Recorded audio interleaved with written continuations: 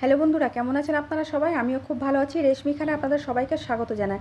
আজ আমি একটা জলখাবারের রেসিপি নিয়ে এলাম, যেটা বানানো ভীষণ সহজ আর খেতে কিন্তু অসাধারণ টেস্টি হয়। একবার হলেও কিন্তু বানিয়ে খাবেন। তো এখানে দেখুন, আমি 1 কাপ ময়দা আর আধা কাপ আটা নিয়েছি। সামান্য একটু নুন দিয়ে আর জল দিয়ে এটাকে আমি মেখে নেব।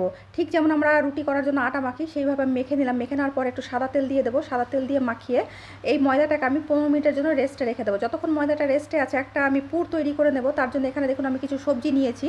এখানে আমি পাতলা পাতলা করে ঝিরিঝিরি করে ক্যাপসিকাম কেটে নিয়েছি, গাজর কেটে নিয়েছি, পেঁয়াজ কুচি, রসুন কুচি, কাঁচা লঙ্কা কুচি আর ধনেপাতা কুচি নিয়েছি। এই সবজিগুলো দিয়ে আমি পুরটা বানিয়ে নেব। তো একটা কড়াই বসিয়ে দিয়ে দিলাম আমি অল্প পরিমাণে সাদা তেল। এই পুরটা করতে খুব বেশি তেল লাগে না। তেলটাকে নাড়াচাড়া করে নিয়ে আমি রসুন কুচিটা আগে দিয়ে দিলাম। রসুনটাকে একটু 30 সেকেন্ড নাড়াচাড়া করে নিয়ে সমস্ত সবজিগুলো আমি ঢেলে দেবো। ধনেপাতাটা শুধু আমি তুলে রেখেছি লাস্টে দেবো বলে। এবার তেলের সাথে সবজিটাকে মিশিয়ে নিয়ে দিয়ে দিলাম পরিমাণ মতো নুন, হলুদ আর লাল লঙ্কার গুঁড়ো। ঝালটা আপনারা পছন্দ মতন দিয়ে দেবেন। আধা চামচ দিয়ে দিলাম আদা বাটা। 3-4 মিনিট সবজিটাকে নেড়ে নেবো। সবজিটা একটু নরম হয়ে আসলে এবার আমি দিয়ে দিচ্ছি সেদ্ধ করে রাখা চিকেন।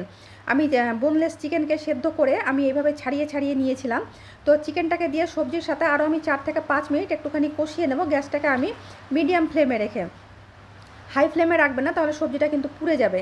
তো আমি প্রায় 10 থেকে 12 মিনিট সবজিটাকে নাড়াচাড়া করে, সবজিটা দেখুন যখন একদম নরম হয়ে যাবে, এরকম সফট হয়ে যাবে, মানে সেদ্ধ হয়ে যাবে অথচ কোটা কোটা থাকবে, আর চিকেনটা একটু ভাজা ভাজা হয়ে যাবে, তার মানে আমার হয়ে গেছে। এবার আমি দিয়ে দেবো এর মধ্যে 1 টেবিল চামচ মতন চিলি সস, 1 টেবিল চামচ মতন টমেটো সস।